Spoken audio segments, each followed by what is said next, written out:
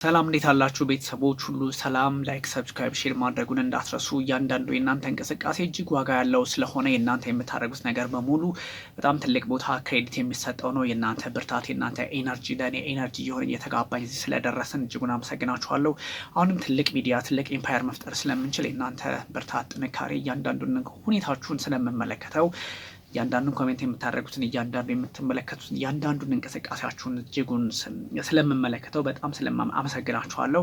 ከዚህ አንጻር ደግሞ ይሄን ነገር አጠናክራችሁ እንድትቀጥሉ አሁንም ጠይቃችኋለሁ። በእርግጥ ዩ አር ማይ ፋሚሊ እንደዛ እንደምታደርጉት አውቃለሁ። ስለዚህ በዚህ መንገድ እንቀጥላለን። አሁን እንግዲህ ሰፋ ያለ መረጃ በተለይም በኢራንና በእስራኤል ጉዳይ ላይ ያስፈልጋል። ዛሬ እስራኤልና ኢራን ወደማይቀር ውጥረት ውስጥ እየገቡ እንደሆነ የሚያሳዩ መረጃዎች እየወጡ ነው። በተለይም እስራኤል ጦሯ በዝግጅት ላይ ነው። ወደ መንቀሳቀስ የሚገባበትንም አጋጣሚ ፈጥሯል። በዚህ በጣም አጭር ጠባብ በሆነችው አካባቢ ጠባብ በሆነችው የእስራኤል ግዛት ላይ ተደጋጋሚ የጦር ልምምዶች እየተደረጉ ነው። ይሄኛው ወደ ጦርነት ልትገባ እንደሆነ ያሳያል። በጣም ሶፊስቲኬትድ በጣም እጅግ አደገኛ በሆነ መንገድ ወደዚህ አይነት እንቅስቃሴ እየገባች ስለሆነ ይሄ የሚያሳየው በእርግጥም በዛ ልክ ጥቃት የመሰንዘር አካሄዶች እንዳሉ ነውና እሱን ግምት ውስጥ ያስገባ መረጃ እንግዲህ ያጋራችኋለሁ። ጉዳዩ ከዚህ ያልፋል፣ ሁኔታዎች ከዚህ ያልፋል። ስለዚህ እስራኤልና ኢራን ጦርነት ውስጥ ይገባሉ የሚል ጥያቄ ሊነሳ ይችላል። እስራኤልና ኢራን ኦብቪየስሊ ከዚህ በፊት አድርገውት አያውቁም፣ ጦርነት ውስጥ ገብተው አያውቁም። እስራኤልና ኢራን በነገራችን ላይ ግን የፕሮክሲ ወይም ደግሞ በእጅ አዙር ጦርነት ውስጥ ያው በግልጽ እግረኛ ለእግረኛ ጦርነት ውስጥ አልገቡም ከማለት ውጪ ምክንያቱም እነሱ ድንበር ስለማይጋሩ መጣበታለሁኝ ከዛ አንጻር እንጂ እነሱ ሁለቱ ኃይሎች እግረኛ ለእግረኛ ጦርነት ውስጥ አልገቡም እንጂ በፕሮክሲ በሚባለው ወይም በእጅ አዙር ጦርነት በሱ አማካኝነት ጦርነት ውስጥ እንዳሉ ይታወቃል። ግልጽ ነው፣ ኦቬስ ነው፣ ሁላችሁም የምታውቁት ነው። ይሄ ኦቬስ ስለሆነ ማለት ነው።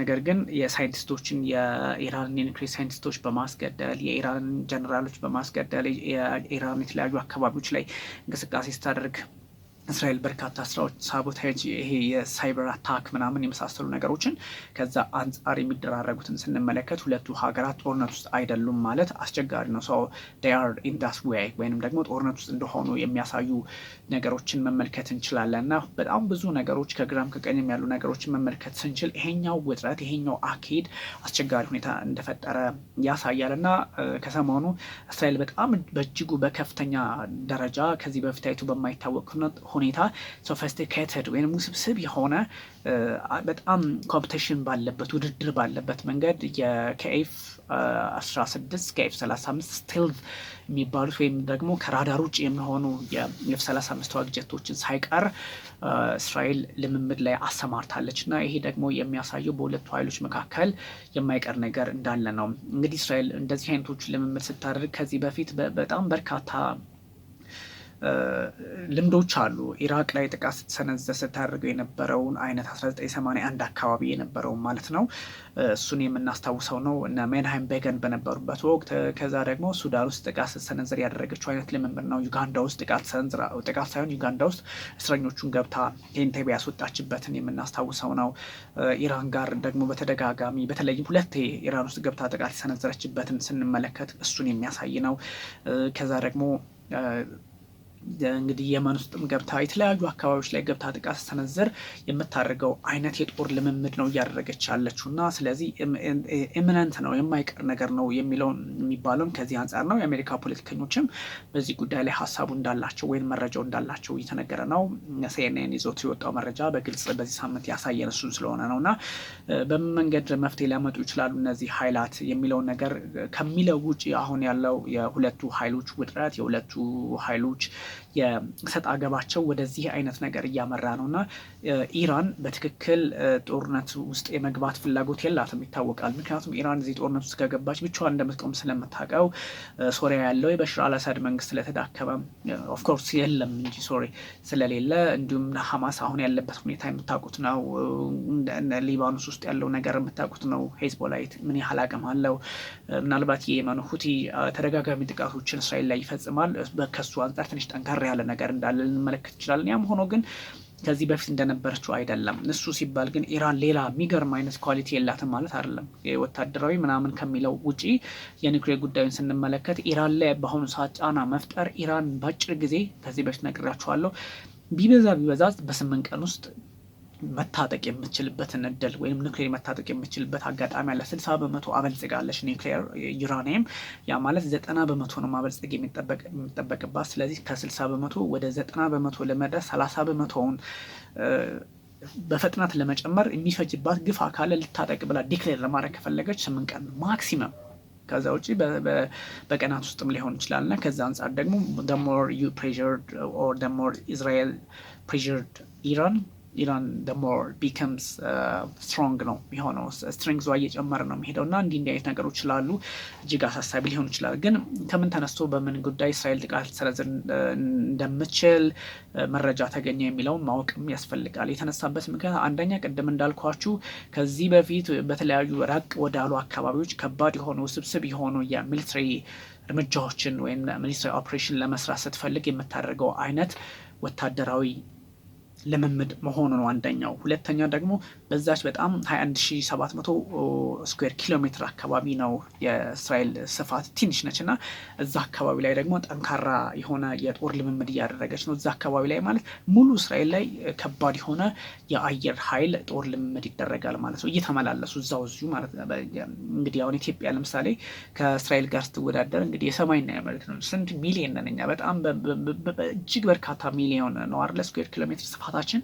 ያ ማለት እንግዲህ ቢያንስ እንኳን ከሰሜን ጫፍ ከሽሬ ተነስተን እስከ ሞያሌ ድረስ እንኳን አንዴ ጦር ልምምድ ቢደረግ እስራኤል የሆነን ሀገር ለመምታት የሆነ ሀገር ሄዳ መምታት ትችላለች ማለት ነው።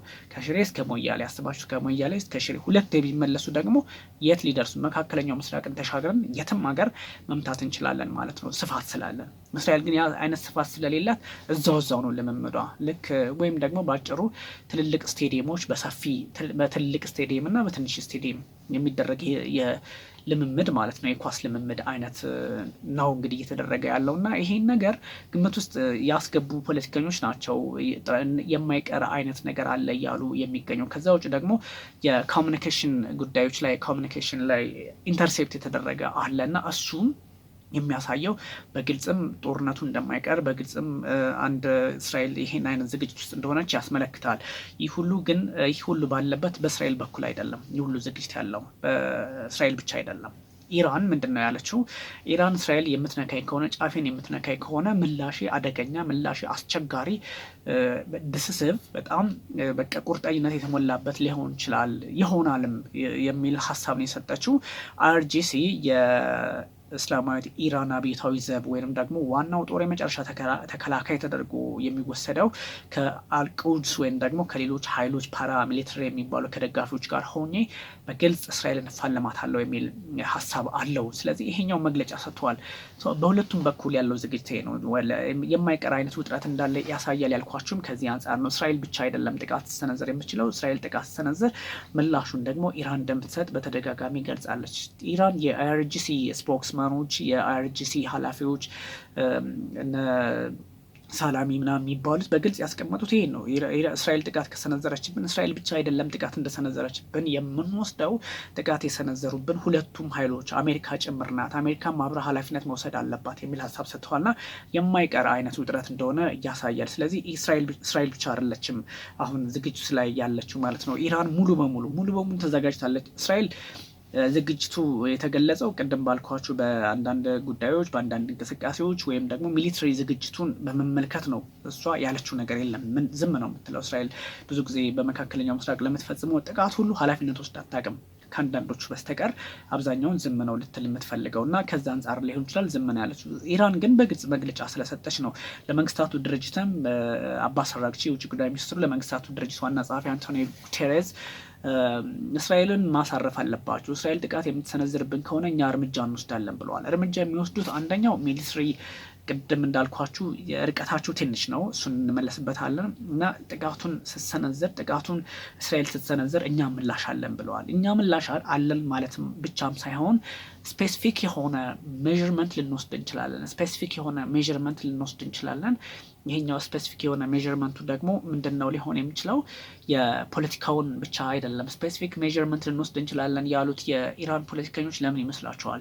ኒውክሌር ልንታጠቅ እንችላለን ነው። ቅድም ባነሳውላችሁ እስከ 18 ቀን አይደለም ያለው ከፈለጉ መታጠቅ የሚችሉበትን እስከዛ ልንታጠቅ እንችላለን የሚል መልእክት ነው የላኩት። ስለዚህ ስፔሲፊክ እርምጃ እንወስዳለን ሲሉ ይታወቃል። ሚሳይል ቢተኩሱ ሚሳይል ልንተኩስ እንችላለን ሊሉ ይችላሉ። ከዚህ በፊት ያየነው ስለሆነ 3 ጊዜ ሁለት ጊዜ እስራኤል ወደ እስራኤል የመጀመሪያው ላይ 300 ሚያዝያ የዛሬ ዓመት ላይ 300 የሚሆኑ ጥቃቶችን ወይም 300 የሰው አልባ አውሮፕላን ወይም ድሮኖች እና የባሊስቲክ ሚሳይል ክሩዝ ሚሳይሎችን ፈጸመች የዛሬ ዓመት ሚያዝያ። ከዛ ደግሞ ባለፈው ጥቅምት እንደዚሁ 200 የሚሆኑ ሚሳይሎችን ተጠቅማ እስራኤል ላይ ጥቃት ሰንዝራለች። እስራኤል የሚታወቅ ስለሆነ ብዬ ነው።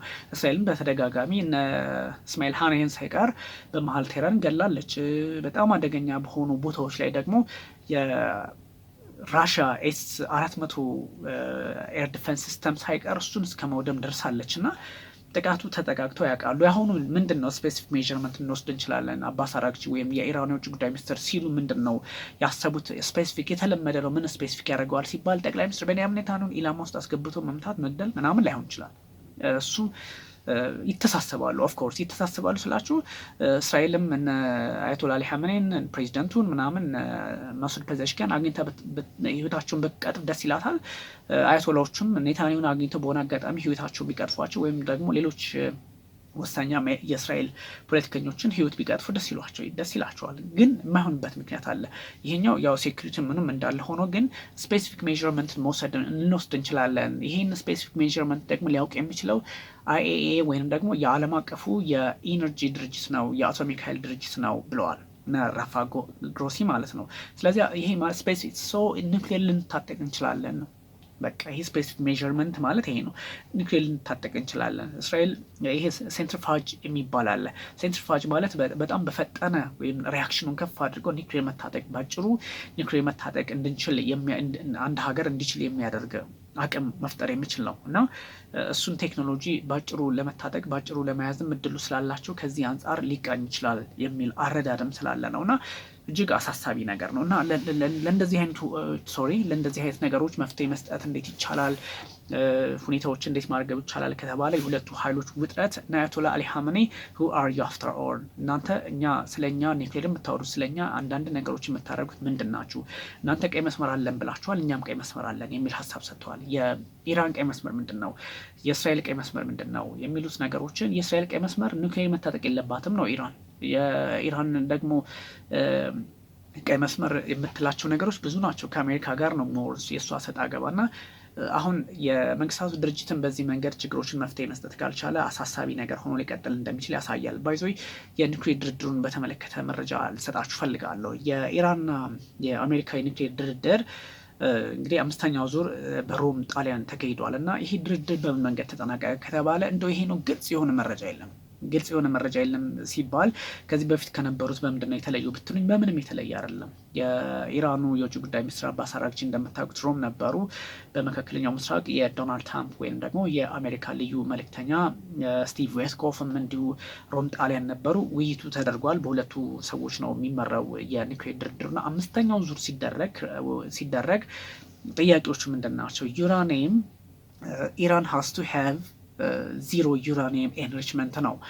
ኢራን የዜሮ ዩራኒየም ኤንሪችመንት ሊኖራት ይገባል። ወይም ኤንሪችመንቷ ዩራኒየም ማበልጸግ የምትችለው 0% ነው። ያ ማለት ማበልጸግ አትችልም ነው።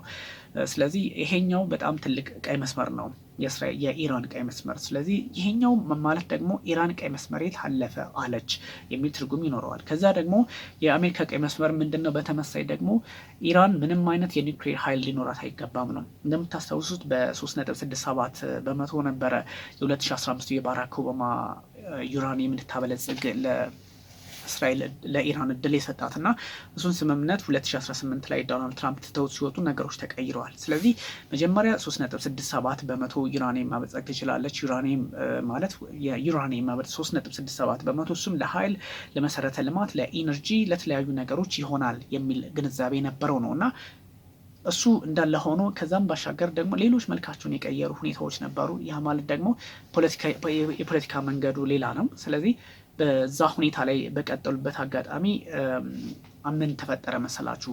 3.67 ከዛ ደግሞ 3.67 2015 ላይ በነበረው ስምምነት መቀጠል ሲያቅታቸው እነዚህ ሀገራት ሌላ አይነት አንደምታ ያለው አመጣጥ ቀጠሉ።